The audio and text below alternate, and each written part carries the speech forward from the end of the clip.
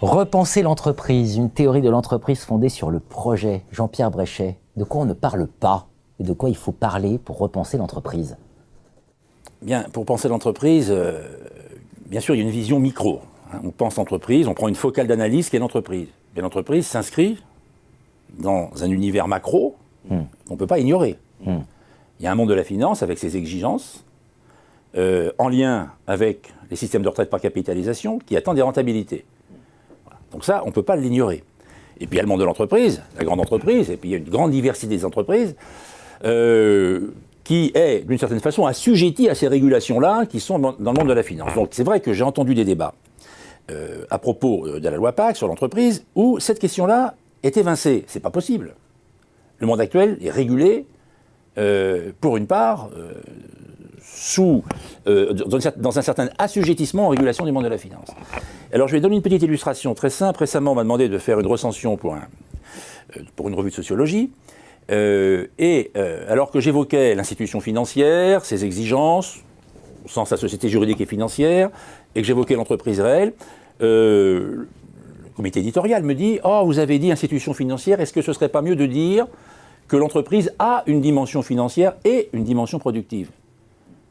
Alors là, ma réponse est « C'est trop faible théoriquement. Ce n'est pas une dimension financière, c'est bien plus que ça. Il y a un monde de la finance avec ses acteurs, ses dispositifs.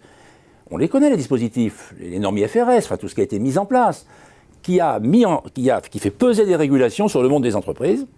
Donc j'ai refusé cet ajustement. Ce n'est pas une dimension financière, une dimension productive. Donc la théorie qui est derrière notre entreprise sur le projet, que tout à l'heure Alain l'a qualifié de régulationniste, voilà, c'est qu'on approche ça en termes de régulation. Donc il y a des personnes que l'on met volontiers dans l'entreprise en disant les parties prenantes, mais qui ne vivent pas les systèmes de règles de l'entreprise. Voilà. Donc il faut distinguer l'IF et le R sur cette base-là exigeante en lien avec les régulations dans le monde de l'économie et de la finance. Il y a un des remous, vous nous dites, attention, il n'y a pas qu'un capitalisme. Il y a plusieurs choses qu'on connaît, mais dont on ne parle pas suffisamment. Il y a d'une part le fait qu'il y a une grande variété d'entreprises. On parle toujours d'entreprise, un terme générique, mais ça recouvre des réalités extrêmement différentes entre la TPE, enfin de la TPE à la multinationale. Et entre deux, les entreprises familiales, les entreprises de taille intermédiaire. C'est difficile de raisonner sur cet ensemble avec les mêmes points de repère, enfin le même cadre. Sauf à raisonner projet, puisque dans tous les cas, c'est le méta-concept qui permet de dépasser cette hétérogénéité majeure. Évidemment, les projets sont de degrés d'ambition très variables, ça va de soi.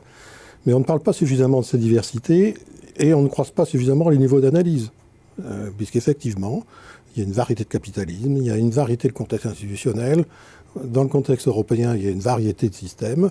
Le français, l'allemand, l'italien, c'est pas la même chose. Et on a trop tendance à généraliser ou à regarder les choses globalement.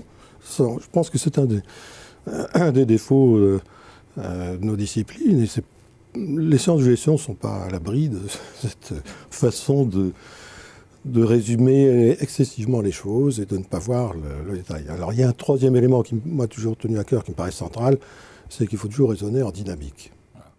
Et je rajouterais, nous on s'intéresse, on propose de s'intéresser, et des travaux de recherche restent à mener, aux projets concrets, à ce que font les entreprises dans leur rapport à l'espace, au territoire, aux acteurs. C'est ça qu'il nous faut instruire.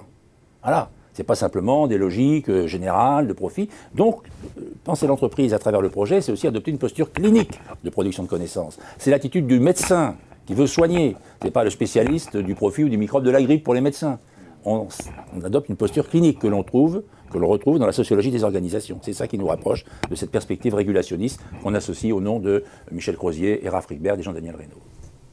On va penser l'entreprise, une théorie de l'entreprise fondée sur le projet. Sinon, elle sera assujettie, c'était ça votre formule, assujettie au projet de la finance, pour faire simple. Voilà, je ne sais pas si le mot projet, mais oui, c'est pour faire simple, un peu rapide. Disons ça. Merci Jean-Pierre Bréchet, merci Alain Desremeaux. Je vous retrouverai pour une version longue de cette interview.